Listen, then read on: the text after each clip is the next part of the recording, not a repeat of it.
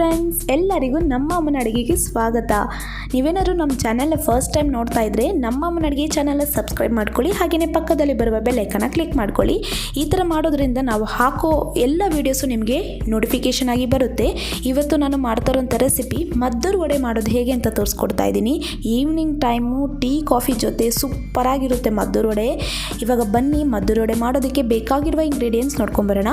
ಇಲ್ಲಿ ನಾನು 1 ಕಪ್ ಆಗೋಷ್ಟು ಅಕ್ಕಿ ಹಿಟ್ಟನ್ನು ತೊಗೊಂಡಿದ್ದೀನಿ, 1 ಕಪ್ ಆಗೋಷ್ಟು ಮೈದಾ ಹಿಟ್ಟನ್ನು ತೊಗೊಂಡಿದ್ದೀನಿ.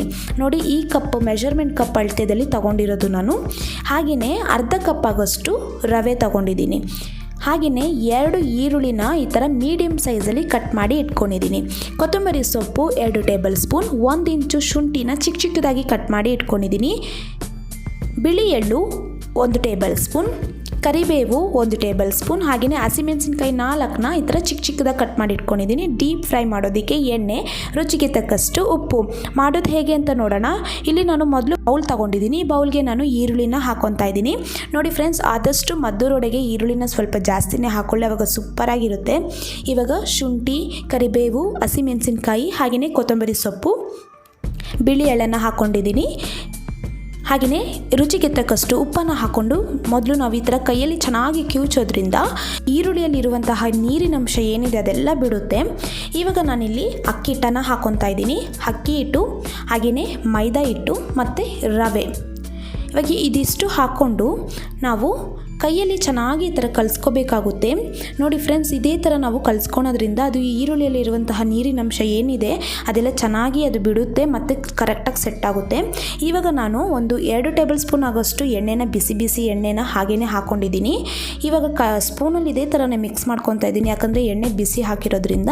ಇವಾಗ ನೋಡಿ ಕೈಯಲ್ಲಿ ಕಲಿಸ್ಕೊತಾ ಇದ್ದೀನಿ. ಇದೇ ಥರನೆಲ್ಲ ಚೆನ್ನಾಗಿ ಕಲಿಸ್ಕೊಂಡಿದ್ದಾದಮೇಲೆ ನೀರನ್ನು ಕರೆಕ್ಟಾಗಿ ನೋಡಿ ಹಾಕ್ಕೊಳ್ಳಿ. ನಾನು ನೀರು ಸ್ವಲ್ಪ ನೋಡಿಕೊಂಡು ಹಾಕ್ಕೊತಾ ಇದ್ದೀನಿ, ಯಾಕಂದರೆ ಮದ್ದೂರು ವಡೆಗೆ ಜಾಸ್ತಿ ನೀರು ಹಾಕಬಾರ್ದು. ಇದೇ ಥರನ ಸ್ವಲ್ಪ ಹಾಕ್ಕೊಂಡು ಹಿಟ್ಟನ್ನು ಕಲಿಸ್ಕೋಬೇಕಾಗುತ್ತೆ.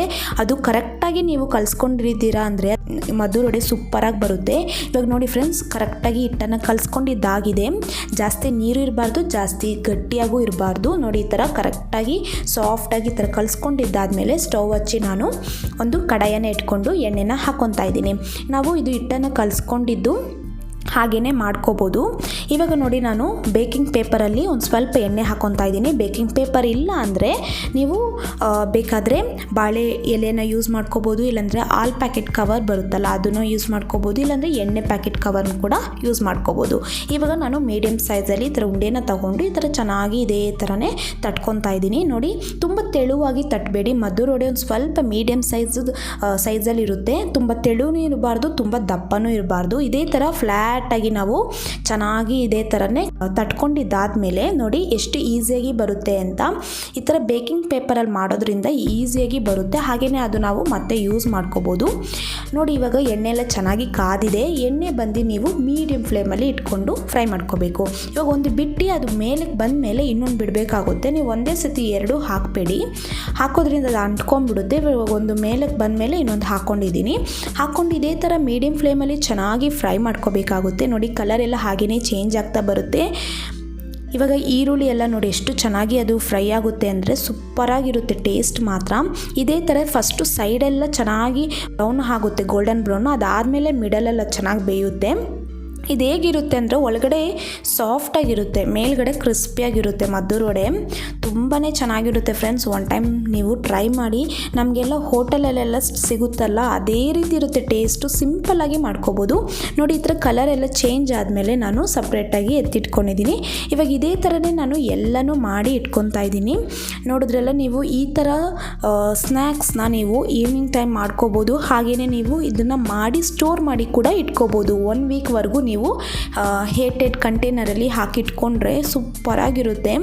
ನೋಡಿದ್ರಲ್ಲ, ಇದೇ ಥರನೇ ನಾನು ಮಾಡಿ ಎಲ್ಲನೂ ಸಪ್ರೇಟಾಗಿ ಈ ಥರ ಸರ್ವಿಂಗ್ ಪ್ಲೇಟಲ್ಲಿ ಸರ್ವ್ ಮಾಡಿ ಇಟ್ಕೊಂಡಿದ್ದೀನಿ. ನೋಡಿದ್ರಲ್ಲ ಫ್ರೆಂಡ್ಸ್, ಎಷ್ಟು ಚೆನ್ನಾಗಿದೆ ಅಂತ. ನೋಡಿ, ಒಳಗಡೆ ಎಲ್ಲ ಈ ಥರ ಸಾಫ್ಟ್, ಮೇಲೆಲ್ಲ ಕ್ರಿಸ್ಪಿಯಾಗಿ ಚೆನ್ನಾಗಿರುತ್ತೆ. ನೀವು ಇದಕ್ಕೆ ಸಾಸ್ ಕೂಡ ಹಾಕ್ಕೊಂಡು ತಿನ್ಬೋದು, ಇಲ್ಲಾಂದರೆ ಚಟ್ನಿ ಕೂಡ ನೀವು ಇದಕ್ಕೆ ಮಾಡ್ಕೊಂಡು ತಿನ್ಬೋದು. ತುಂಬಾ ಸೂಪರಾಗಿರುತ್ತೆ.